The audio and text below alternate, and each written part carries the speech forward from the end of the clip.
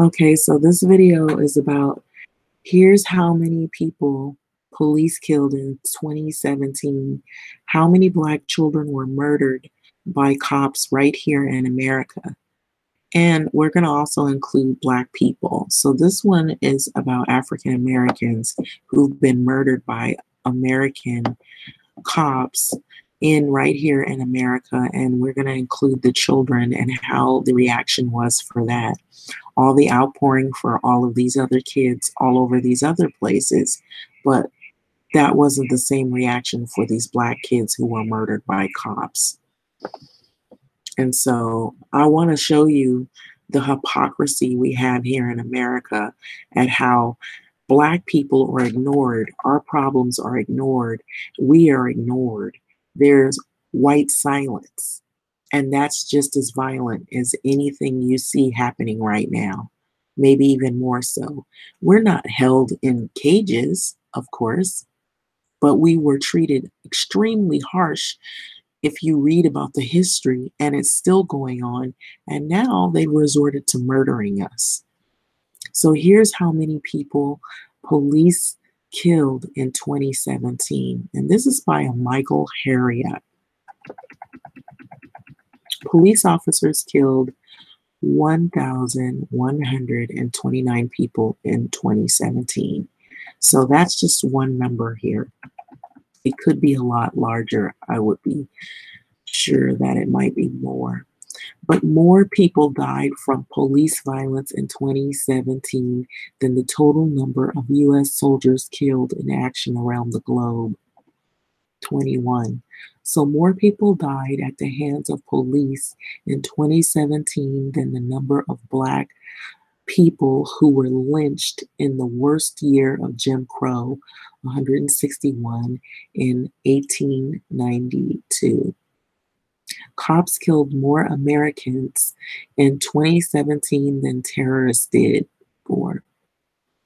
They killed more citizens than airplanes, 13 deaths worldwide.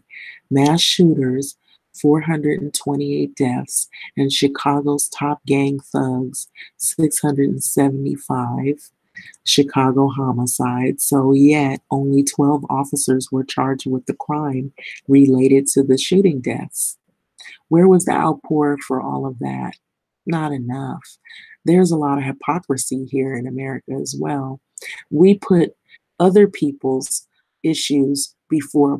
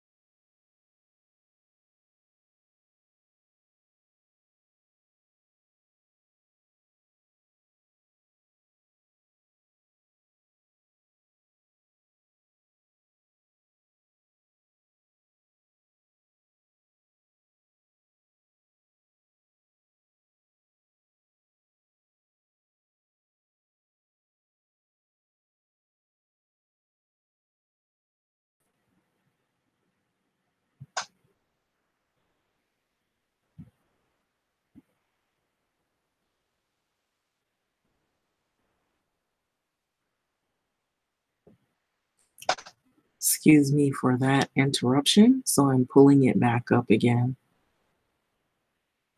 And so this is about the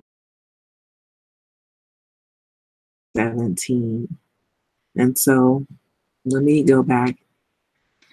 Okay, so more police died, or more people died from police violence, rather, in 2017 than the total number of US soldiers killed in action around the globe, 21. So more people died at the hands of police in 2017 than the number of Black people who were lynched in the worst year of Jim Crow, 161. And so in 1892, and so cops killed more Americans in 2017 than terrorists did for. So they killed more citizens than airplanes, 13 deaths worldwide, mass shooters, 428 deaths, and Chicago's top gang thugs, 675 Chicago homicides. And so I was cut off, and I probably not by accident. And so I just want to remind you that because my videos are pretty controversial, I wouldn't um, be surprised if you know, surveillanced because of some of the hot button topics that I bring out. So, yet only 12 officers were charged with a crime related to shooting deaths. So, an extensive new study from Mapping Police Violence details the data for the police violence. So I'm going to pan back up here really quick to the title of this article. Here's how many people police have killed in 2017, and this is by Michael Harriot.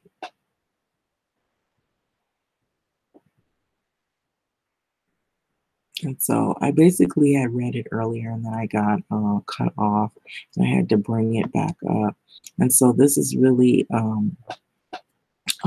compile of the police shootings, U.S. police shootings database to break down the shootings by race, location, weapons used, and whether or not the victim was armed. And so it is a valuable tool used by academics, researchers, and certain writers at the root. And so, aside from the fact that only 1% of the officers who killed someone were charged with a crime in 2017, some of the reports' most interesting facts include the following. So, of the 534 killer cops mapping police violence was able to identify 43 that had shot and killed someone before. So 12 had previously shot or killed multiple people.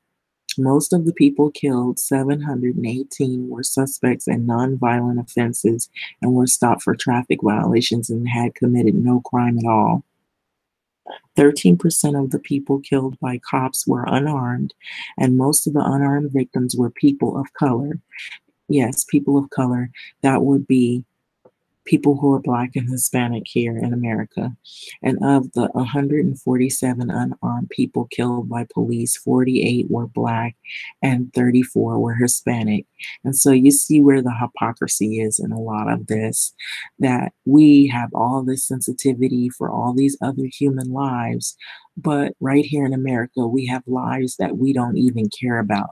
And so when Black people say Black Lives Matter, all of a sudden everybody comes against Black people and then they start saying their lives matter, as if we don't know that other lives matter. We know other lives matter, but Black lives seem to not matter in this case. Why? Because Black people accounted for 27% of the people killed by law enforcement officers. Of the unarmed victims of police violence, Blacks made up 37%, almost 3 times their percentage of the US population. That's 13%. So, of the people who were unarmed and not attacking, but were still killed by cops, 35% were Black. That's a high percentage if we're supposed to be a population of 13%. So, that's a lot of deaths in the Black community. Where's the outpouring for that? Not enough. So 95 people were killed when police shot at a moving vehicle, a practice that many say should be banned. So 170 of the people killed were armed with a knife, and in 117 of those incidences, Police shot the person before trying any other method to disarm the person. So 20% of the people who had a gun when they were killed were not threatening anyone. And so law enforcement training spends 7 times more hours training officers on the use of firearms than on how to de-escalate a situation. So again, only 12 officers were charged out of all of these deaths with a crime after killing 1,129 citizens, and they were sworn to protect and serve. Here's to another banner year of police getting away with murder. So, can't you feel America getting great again? That is the question. And so, there are additional articles here, even the one on Philandro Castile. And by the way, Philandro Castile, he was shot right in front of his child, his daughter, and they're a black family. But online, these same people who are crying over these kids from these other places, and they're in an uproar and they're mad and they're wanting to riot, but no riot for the black kids who are watching their parents getting gunned down and before their eyes, or for black kids are killed by police. There's no rioting over that, is there?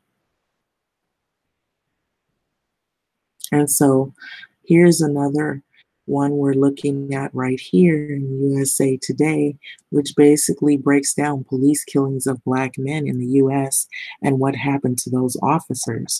And so this was not very long ago. This was actually March 29, 2018, where this was published. And you see a rally cry of people here, hundreds of protesters chanting, "White silence is violence," gathered outside the St. Louis Bush Stadium in support of those angry at the acquittal of white ex-cop in shooting of a black man. Okay, so the funeral unfolded on Thursday, and this was the incident with Stephen Clark, the latest black man killed at the hands of police, whose death had sparked protest and drawn national attention. But police fatally shot Clark in his grandparents' backyard March 18th after confusing his cell phone for a gun. Days of demonstrators had followed, shutting down a city meeting and drawing support from its NBA team. Meanwhile, in Louisiana, the state attorney general announced no charges will result from the police killing of Alton Sterling, who was fatally shot while selling CDs outside a Baton Rouge store in 2016. Here's a look at what had happened after the deaths of other black men after police interactions in high-profile cases nationwide, from Tamir Rice to today. So we have Terrence Critcher, September 16, 2016. This is in Tulsa, Oklahoma. And so the jury acquitted her of first-degree manslaughter. That was the cop that shot this guy in 2017. Shelby later resigned from the department. So she was acquitted for that killing.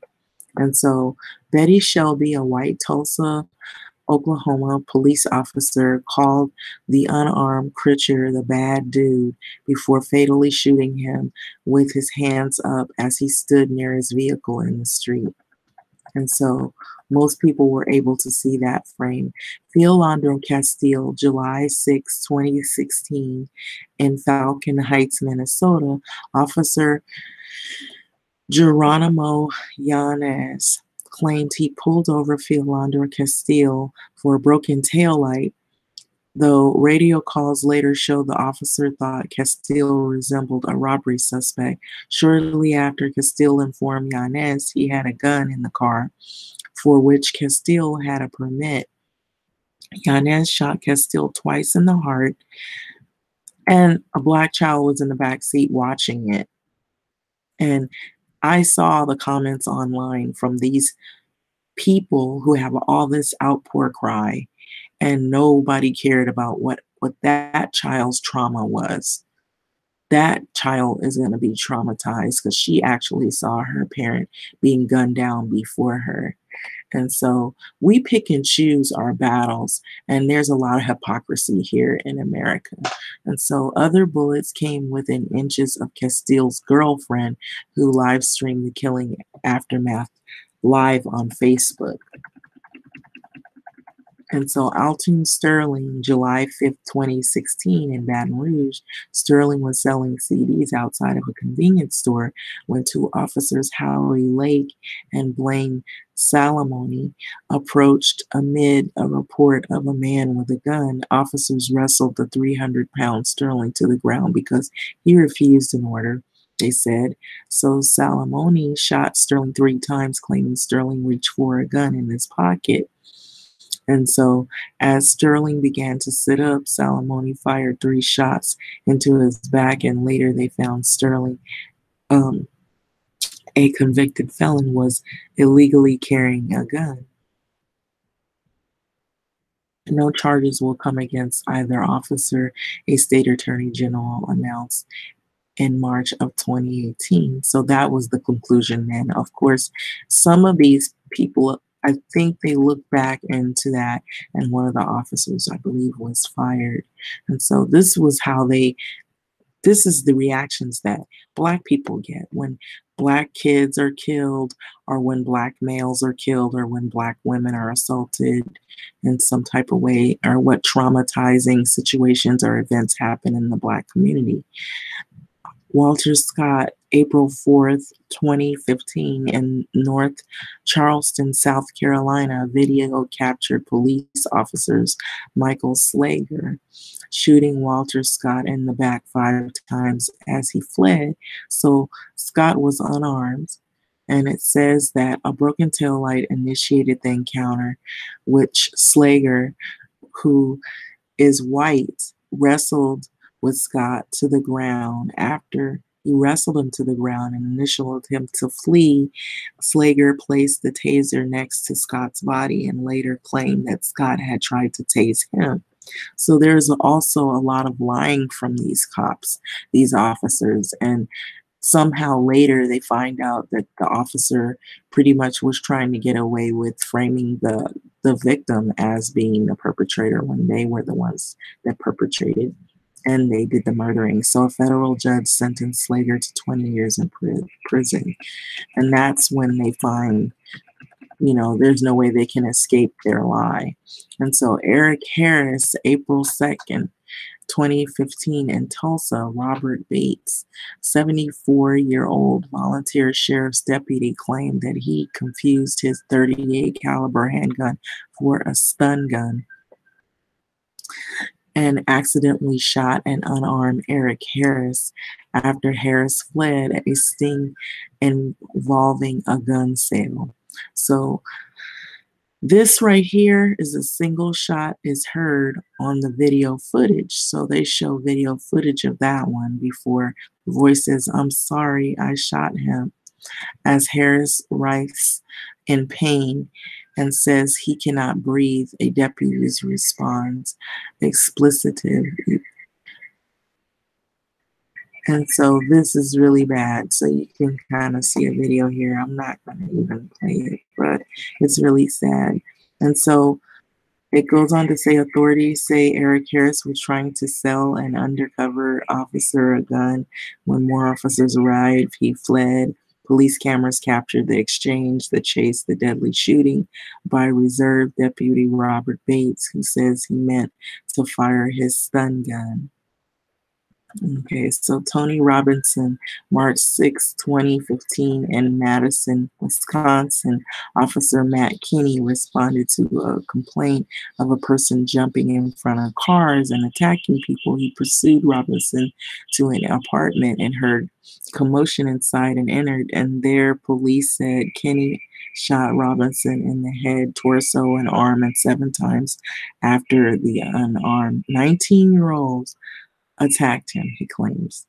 So the killing of Robinson, who was biracial, by Kenny, who was white, inspired a wave of nonviolent protests. And so the conclusion, the district attorney declared 2 months later that Kenny would face no charges. So the officer faced no charges for the killing. Family member holds a picture of this child, Tony Robinson, during the protest outside the City Hall building March 9th, 2015 in Madison, Wisconsin. So Romaine Brisbane, December 2nd, 2014, in Phoenix, Officer Mark Ryan was following up on a tip about a drug deal when Brisbane fled, eventually resulting in a struggle between the two. After Brisbane placed his hand in his pocket around what Ryan thought would to be a gun, the officer killed him with 2 shots, and it turned out Brisbane was reaching for a pill bottle. And so the conclusion of that, months later, the county attorney announced that there would be no criminal charges filed. So Romaine Brisbane, who was fatally shot in Phoenix by a Phoenix police officer December 2nd, 2014, kisses his newborn daughter in this undated photo. And so this child is without a father because of that killing. So Tamir Rice, now this is a child who was gunned down by police officers, and he was called so many horrible names. He was called a thug. He was called a gangbanger. He was called all kinds of nasty names by some of these same people that you see rally crying for all these other kids as if they have all this emotion. Timothy Low Haman, an officer in training, said that he had no choice but to shoot and kill a 12-year-old Tamir Rice as the boy held a BB gun outside of a recreational center, a toy gun. And how many kids have played with those things? After a call claimed that a man had pointed a gun at people in the area. He's not even a man. This was a child. And so Wohaman jumped out of his car and shot Tamir Rice within moments. No questions asked. So no witnesses heard officers issue any warnings for this child. And so the conclusion, a Cleveland grand jury declined to bring charges. In December of 2015, the city agreed to pay $6 million to the Rice family, but admitted no wrongdoing. This is in America here. All of this emotion and outpouring for all these other people, but blacks don't get the same thing. There's hypocrisy, definitely. So the city later fired Lohan. And so this is the picture of the 12-year-old who was murdered.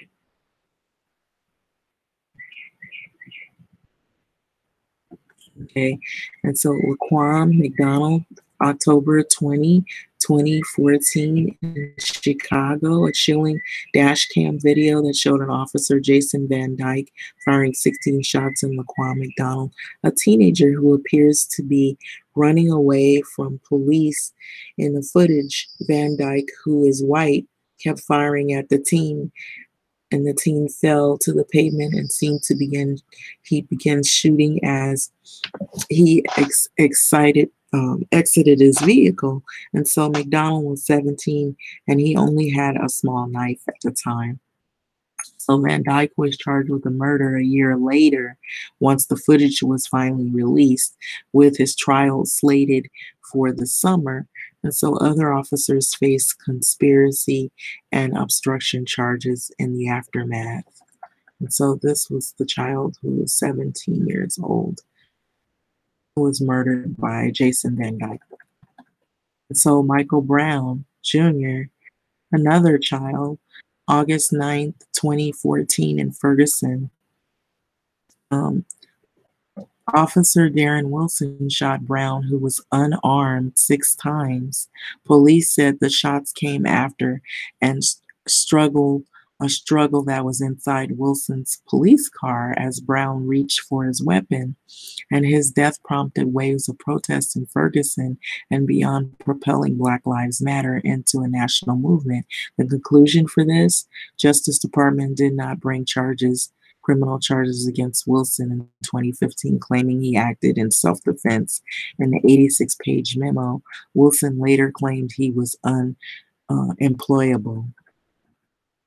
And so this is Sharon Cowan, who chants. She marches on the way to a candlelight vigil to mark the 2-year anniversary of the police shooting death of Michael Brown in Ferguson, Missouri. So the family of Brown settled a federal wrongful death lawsuit with the city of Ferguson on Tuesday, June 2017. This is close to now. And so Eric Garner, July 17th, 2014 in New York City, I can't breathe. So he said, Eric Garner, multiple times as the officers wrestled him to the ground, and one, Daniel Panatello, placed him in a chokehold, placed after which he died. Police approached Garner, who was unarmed and allegedly selling untaxed cigarettes, and his death sparked months of protest.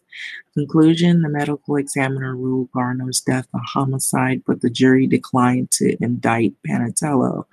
Garner's family received $5.9 million, of course, from the city of New York in a settlement that they filed. And so we already know that his daughter, I believe she died thereafter. And it wasn't related to well, it could have been from the stress of it all. So in this undated family photo provided National Action Network, this is Eric Garner at the right. He poses with his children during family outing. And so that's pretty much a short lineup, actually. There's, I'm sure, a lot more that has happened thus far. And so it's just sad, because what bothers me is that there's a lot of hypocrisy right here in America, that they basically ignore some of the wrongdoings that they've done to people that are right here. And so even in 2014, as I pan up right here, it says that there were 14 teens killed by cops since Michael Brown. This was back November 25, 2014. That number began to grow as time had progressed. And so there are articles that state that police disproportionately kill Black people in 2017. And so it says 27% of the people killed by police were Black. People of color, 48 were Black, 34 were Hispanic, and 2 were Native American, as significantly less innocent than white children and adults, or children and adults generally. And so police killings of Black men in the US and what happened to those officers, and I pretty much went over that. And so it's not really being put out enough about the hypocrisies and the things that have happened here with American Black people and how they're treated. And we have all this. I even read a heartfelt article about Japanese internment camps and how the author pretty much pointed out all of the hatred and anger and the resentment for that, but there's no talk of what Black people have also encountered and still to this day encounter on a daily basis. And that's where I'm coming from. There's a lot of hypocrisy and nobody speaks out. And then when Black people speak out on their behalf for all of the things that they suffer every day, You get called names, you get threatened, you get surveillance, you get called an extremist, you get called a xenophobic because you have been treated and it's been normalized that it's okay to mistreat Black people and Black children and to look at us as unhuman. And so they're talking about how they treat all these children unhuman at the border, and yet they still treat Black kids unhuman every day, even in schools, and nobody says anything about it. And I'm saying something about it. And if you don't like what I'm saying, then this is not the channel for you, because I'm not going to speak against Black people, and I'm not going to be a mouthpiece for white people to talk bad on Black people, because it's been happening for decades now. Nobody stands up and does anything. We have all these Black leaders who have all this money and they buy into these companies, and yet they go out and they go over and above and under to do all of the bidding for all of these white people and players that are out here. The ones who have created all of this chaos tend to usually not be Black people that are in higher seats. We see who all of this is coming down from, and then nobody speaks out. And so I find this to be hypocritical of people here in America. And the very people that we protect are the very people that come here and they then too take up arms and mistreat Black people as well. They actually get educated. They come here and get education. They open up businesses. They give them money. And then a few of them end up becoming terrorists, that they somehow, they say, oh, they slipped in here. They get loans. They're able to open up businesses. They're able to go to flight school and pay a lot of money with no questions asked. And then somehow when we see a major tragedy of all kinds of people getting killed or attacked by these individuals, people are pointing fingers. Well, how did they get in? You let them in. You lawmakers and people who turn a blind eye on Black residents that are here, that have been treated, mistreated, and told that we can't speak out on our issues. And then when we speak out, we get jailed, we get surveillance, or we get penalized for the most minute infraction, anything you can dig up on us. And it's not fair. And we don't have enough voices for the Black community to come out and say what's really going on. And we have hungry Black children that have been mistreated. And as soon as you go to seek help or public assistance, they want to quickly turn you away. They want to find all these programs so that you have to work. You have to work on top of working for the little crumbs that you can feed your family with. And so this I find to be hypocritical. And so I don't want to hear anything about what somebody else is going through when you can't see what you've put Black people through all these many decades. It's unfair. And I'm not going to sit back and lie for anyone. I'm not going to take money to try to say, oh, Black people, oh, they put it on themselves. No, we didn't put it on ourselves. We didn't. So this is pretty much my video. And so I'm going to leave it here for the deaths of what have happened thus far. And every time I would look online and I would go surf through and see some of the comments, these are the same people who have all this outpouring, outcry, and all this empathy and sympathy for all these other people. And yet here we got problems right here in America. And some of the same people that you see posting all this crap online, they would say, oh, they deserved it. Oh, he probably was a criminal. He probably was a drug dealer. Oh, he probably was in a gang. And this is the kind of stuff that happens to Black people on the daily. We go to college and we can't even get a job based on what we went to school for, because they hire somebody that looks white or somebody who looks Hispanic over us that looks like they can pass for white. And yeah, I'm saying it because nobody talks. Nobody says anything. And it is unfair and it's hypocritical.